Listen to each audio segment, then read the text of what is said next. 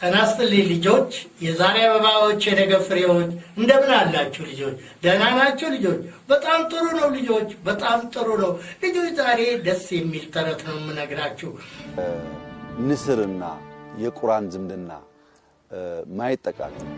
ንስር በባህሪው አርቆ የሚያይ ብዙ ከለሮች የሚያይ በከፍታ የሚበር በከፍታ የሚመላለስ ከከፍታውም በከፍተኛ ርቀት አይቶ አልሞ አድኖ መብላት የሚችል በጣም ብርቱ የብዙ ጀግንነት የብዙ ብቃት መለኪያ ነው። ቁራ በአንጻሩ የቆሸሸ ቦታ የሚውል በመጮህ በማልቀስ አካባቢ ይበክል ባለበት አካባቢ ላይ ከሚበላውም ከሚረጨውም የተነሳ ብዙ የሚቆሹ ነገሮች የሚታዩበት አይ ሞዛዛ ጠባቢ ጋኔኤል ክብሪት ዲኬ የስራህን ይስጥህ ይኸው ለህፃኒው ንጉሲ ተረት እየነገረ ሀገሪቱ የልጆች ጊዜ ኢትዮጵያ አስመሰለው ድሞ የራሱን ከፍታ ለመግለጽ እየተጠቀመበት መንገዲ ለንስርና ለቁራ መሆኒው ለመሆኒ ቁራ ከአዋፋት ዝርያዎች ኢንተጀለንት ብልህ የሆነው እንስሳ መሆኒውን አያውቅም። በአጠቃላይ ከፍጥረታት ደግሞ ቱሎችን መሳሪያዎች በመጠቀም ከሰውና ከዝንጀሮ ቀጥሎ ያለው ቁራ መሆኒውን ናሽናል ጂኦግራፊ አይቶ የሚነግረው አማካሪ የለውም እንዴ? ዋይ ነገሩ በሰባተኛ ጨክፍሊ ዕውቀቱ ከዚህ የተሻለ ቢያገናዝብ ነበር የሚገርመው። የኦትንሽ ብላቴና ኢቶሪካ ደርፊ የፈጠረው ፕሬዠር ብለድ ፕሬዠሩን ከፍ ያደረገበት ህፃኒው ንጉሲ ተማሃሊ ደግሞ የብላቴናው ሙዚቃ በየትኛውም የሬዲዮ ጣቢያዎችና የሙሽት መዝናኛዎች እንዳይከፈት ጥብቅ ትዕዛዝ ከማስተላለፉ በተጨማሪ ለቴዲ አፍሮ የቅርብ ጓደኛና ለማናጀሩ ድብደባና እስር ፈጽሞባቸዋል።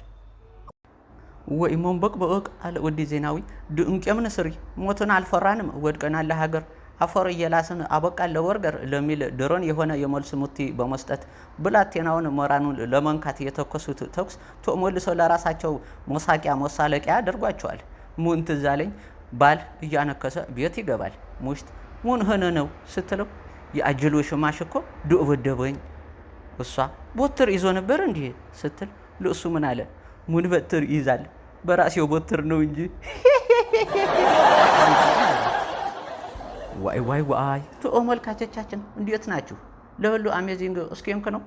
ሰው እንዴት በአንድ ሰገጤም ደነዚም ይሆናል?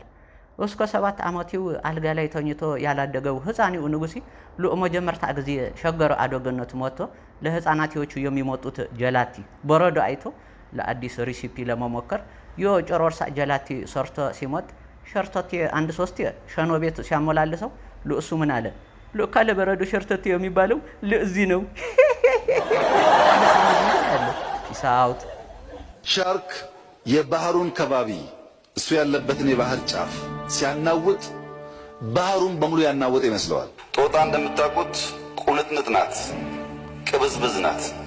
ንስር በሰማይ ላይ በከፍታ መብረር የሚችል ግመል መንገድ ሲጓዝ እና ሲጸዳዳ ሰጎንና ሜዳ አህያ መልካቸው አንድ አይደለም። ስግብግብ ውሻ ግዳይ አግኝቶ ስጋ ይዞ ወደ ውሃ ጋር ሄደ ይባላል። ቀበሮዋ ተሳስታ ግመል እንድታስብ ያደረጋት ዘመሜ